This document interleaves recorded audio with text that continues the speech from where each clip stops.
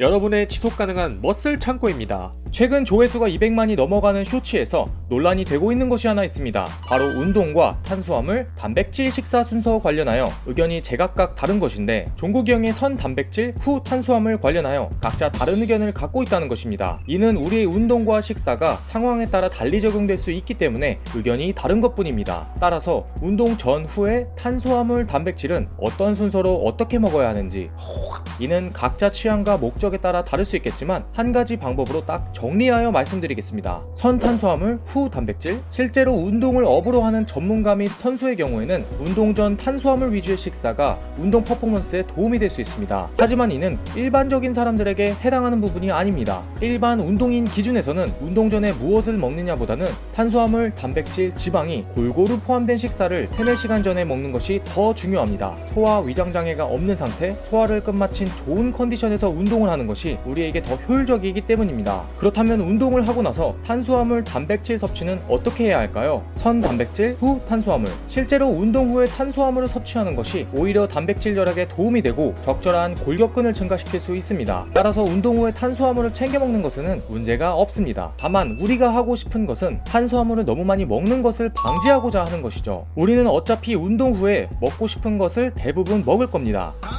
평생 타이트한 식단을 할 수 없기 때문이죠. 따라서 이왕이면 한국인의 식사에서 단백질의 양을 늘리고 탄수화물을 줄일 수 있는 선 단백질, 후 탄수화물을 하자는 것입니다. 게다가 여기에는 아주 중요한 비밀이 숨어 있습니다. 우리가 평소 먹는 밥, 면 종류, 그리고 디저트로 먹는 빵들을 좋아한다면 이 사실을 반드시 아셔야 합니다. 이 순서로 먹어야 식후 혈당과 췌장의 피로도를 낮춰 다이어트든 벌크업이든 큰 도움을 줄 수 있기 때문입니다. 해외 한 연구에 따르면 당뇨가 있는 실험군에게 빵과 주스를 먼저 먹은 후 닭가슴살과 샐러드를 먹게 했고, 나머지 일주일 동안 닭가슴살과 샐러드를 먼저 먹은 후 빵과 주스를 먹게 했습니다. 먹는 순서만 바뀌었을 뿐인데 결과가 어떻게 됐을까요? 식후 혈당은 평균 27%나 감소하는 것을 발견할 수 있었습니다. 이렇게 식사 순서를 바꾸는 것만으로도 혈당이 갑자기 치솟는 것을 예방하면 췌장의 피로도를 낮춰줄 뿐만 아니라 특히 내장 지방으로 뱃살을 빼야 하는 사람들에게 유리한 식사법입니다. 이제 이 사실을 알고 레스토랑에서 코스 요리를 드신다면 아주 과학적이라는 것을 알 수 있습니다. 코스 요리의 경우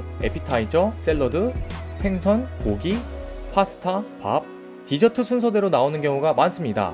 즉, 야채, 단백질, 탄수화물 순서대로 혈당 관리와 우리 몸이 소화하기 알맞은 형태로 나오는 것이죠. 참고요, 레스토랑 요리는 알겠고 평소에 어떻게 먹어야 돼? 라고 물으신다면 현실적인 팁을 말씀드리겠습니다. 우리가 평소 한식을 먹을 때 식사 구성은 이와 비슷하게 되어 있을 겁니다. 일단 눈에 보이는 야채와 국에 있는 건더기를 먼저 드시고, 다음으로 단백질 반찬인 멸치, 콩, 두부, 육류 등등 소량 먹는 겁니다. 그리고 나서 밥과 함께 나머지 반찬을 함께 먹기 시작하면 몸이 좋아지는 식사 순서 습관을 현실적으로 가져갈 수 있을 겁니다. 수많은 논문과 연구를 알아봤자 결국 지속 가능하지 않고 내 몸에 맞지 않으면 소용이 없습니다. 운동 전에 반드시 무엇을 먹어야 한다기보다 내가 충분히 소화가 되는 시간에 맞춰 식사 후 운동을 하시고, 먹고 싶은 것을 잘 챙겨 먹으며 운동을 하되 과식하지 않으려면 야채, 단백질, 탄수화물 순서대로 챙겨 드셔서 건강하고 멋진 몸을 만드는데 분명히 도움이 될 것입니다. 오늘의 요약.